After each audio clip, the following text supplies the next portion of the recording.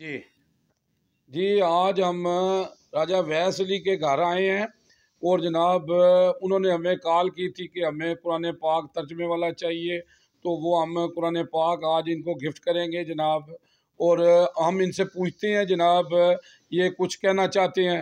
جی السلام علیکم وعلیکم السلام جناب، کیا حال ہے جناب؟ الحمدللہ ٹھیک آپ ہمیں تو جناب راجہ صاحب آپ کیا کہنا چاہتے ہیں جناب؟ کہنا تو کوئی خاص نہیں، لیکن ہر جتنے بھی گھر دیکھنے والے ہیں موسٹلی بہت سارے ایسے جو لائیو مجھے دیکھ بھی رہے ہیں، تو کتاب یہ عام کتابوں میں سے کوئی کتاب نہیں ہے، تو ایسا ہے کہ جتنے بھی لوگ ہیں وہ کوشش کیا کریں کہ ضرور ایک بار دن میں کھول کر ضرور پڑھا کریں، کیونکہ قیامت کی سب سے بڑی نشانی اور آخری نشانی میں نے یہی سنا ہے کہ قرآن پاک کے جو لفظ ہیں نا وہ مٹا دیے جائیں گے، مٹ جائیں گے، تب پڑھنے کو کچھ بھی نہیں ملے گا۔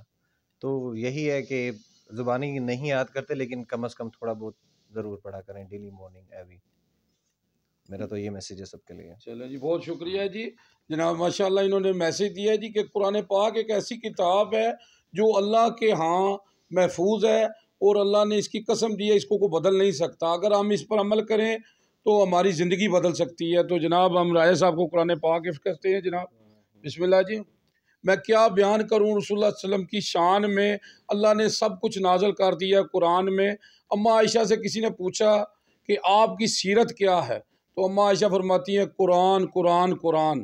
آپ صلی اللہ علیہ وسلم فرماتے ہیں قرآن پڑھا کرو، قرآن پڑھا کرو، یہ قیامت کے دن تمہاری سفارش کرے گا۔ یو جی نیوز، جاوا جی جیلم۔